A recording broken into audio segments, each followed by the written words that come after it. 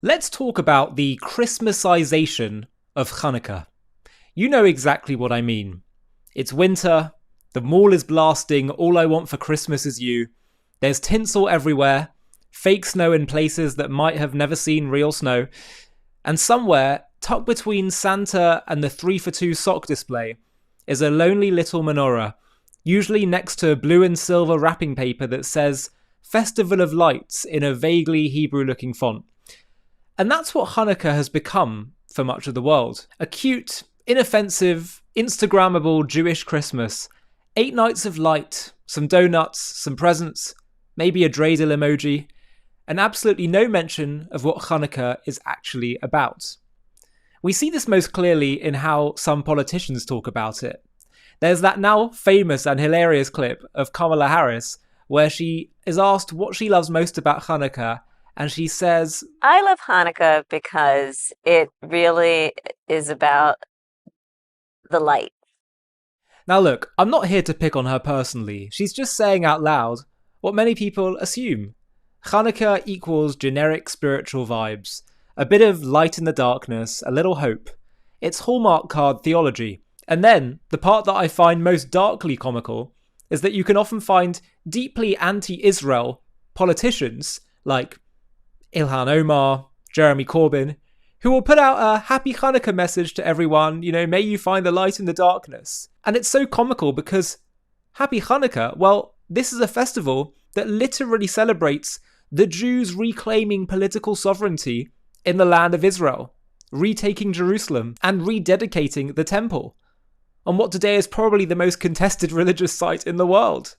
That's like being passionately anti-French, hating the very idea of France existing as a country, and then sending out heartfelt Bastille Day greetings. It makes no sense. And the only way it can make sense is if we've successfully stripped Hanukkah of its Jewish, national, historical, and spiritual content, and we've turned it into something soft, vague, universal, and inoffensive. Because in this Christmasized parody of Hanukkah, there is no Judea, no Greeks, no war, no Temple Mount, no sovereignty, no Am Yisrael Chai as a real physical people in a real physical land. Just vibes. So, let's remind ourselves what Hanukkah is actually about.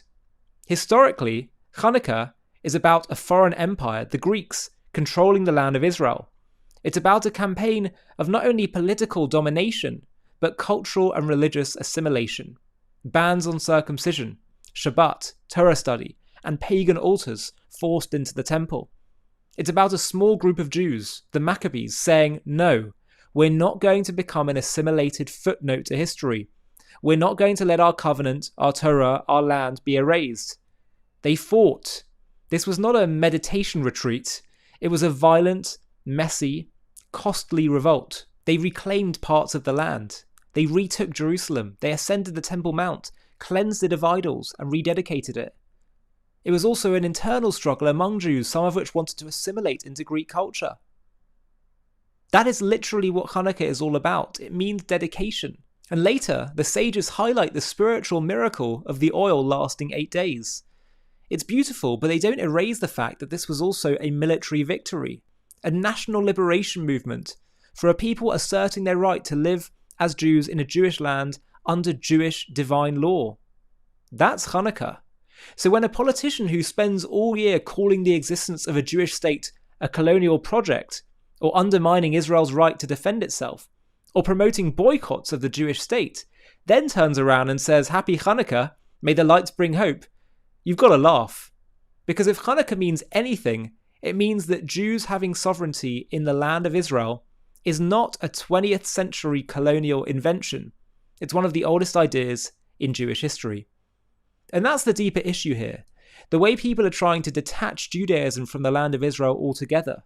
The de-Judaization of the land of Israel. For centuries, people have tried to turn Israel into something abstract and neutral. A land of 3 faiths. Or proposals to make Jerusalem an international city, as if you can surgically remove the heart from a body and expect it to keep beating. UN bodies pass resolutions avoiding the term Temple Mount, referring to it only by non-Jewish names as if Jewish connection to the site is a recent political invention, rather than the very centre of our religious life for thousands of years. All of this is part of the same move: detach the Jewish people from the Jewish land. But Judaism without the land of Israel is like a body without oxygen. Our prayers are full of Zion, Jerusalem, return to our land. Our festivals are timed to the agricultural cycles of the land of Israel. Jews face Jerusalem when they pray, and Hanukkah is one of the clearest examples where the Jewish people declare, we're not just a people that have a set of beliefs. We are a nation with a land, a temple, and a divine purpose, and we will fight for it. So how did we let Hanukkah become so shallow? Partly because Jews living in Christian majority countries did what minorities do. They adapted. Christmas is everywhere. The lights, the advertising, the presents. So Jews understandably leaned into, we also have lights. We also have a winter holiday. We also do presents. And slowly, Hanukkah became the Jewish version of Christmas.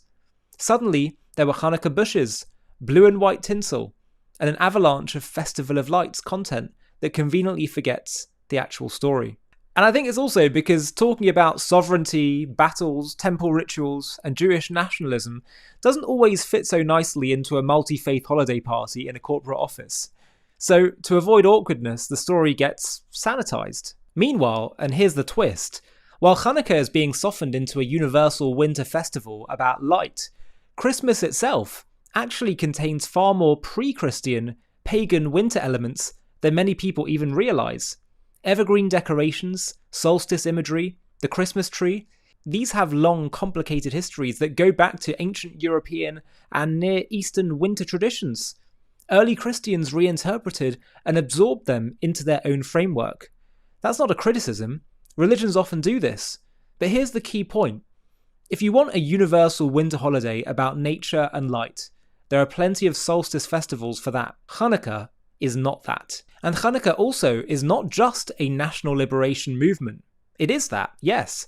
It's Jews fighting for their land, their temple, their sovereignty. But it also reminds us that Jewish nationhood is not like other nationhoods. It isn't nationalism in the modern sense. It's not simply about borders, flags, or military victories. It's about a people with a unique spiritual destiny, bound to a unique piece of land, with a unique mission in the world. And Hanukkah is about Jews refusing to become a Hellenistic imitation of someone else, not only politically, but spiritually too. Hanukkah is about saying, we are not just another tribe, we're not just another culture, we are a covenantal people with a purpose, a people entrusted with Torah, a people whose national life is interwoven with the divine, a people whose land, law, temple, and destiny are part of a spiritual vision for humanity. The Maccabees were not just fighting to fly a Jewish flag, they were fighting to preserve a way of life that brings God into history. A life of commandments, holiness, justice, and moral responsibility. They were fighting not just for Jewish independence, but for Jewish identity. Not just for a homeland, but for the spiritual engine that gives that homeland meaning. And ironically, they did that through physical fighting. Hanukkah says something revolutionary. A nation can only fulfill its mission if it remains true to its soul. And for the Jewish people, that soul is expressed through our Torah, our mitzvot, the temple, Jerusalem, through standing up for ourselves on the physical battlefield, but also in every battlefield, in the public arena, declaring proudly our Jewishness, which is why we light the menorah in our windowsill. So we declare it publicly, we show we're not afraid. Let everyone see it, let everyone see our difference. Difference should be celebrated. Difference can be a blessing. If we're all the same, life's boring and none of us have anything unique to contribute. So when we reduce Hanukkah to just another festival of lights with candles and donuts and light in the darkness, we don't just erase the geopolitics, we erase the spiritual substance. We erase the reason there was anything worth fighting for in the first place. So this year, let's remember what Hanukkah is really about. And in that way, not just have a more happy and meaningful Hanukkah, but take its lessons into the future. And not just make it about the light, but about your light that you can spread, your Jewish light that you can spread to the entire world. And in doing so, be a blessing to the world that we were always meant to be.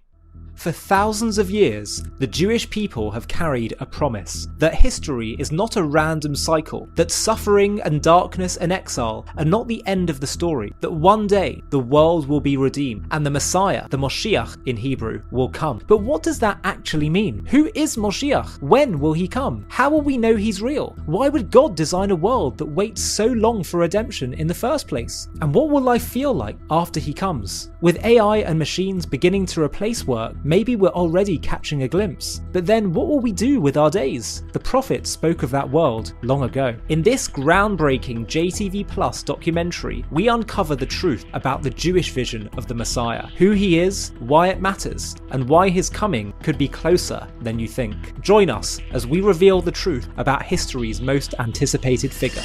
To watch this JTV Plus documentary and access much more premium content, click on the link in the video description.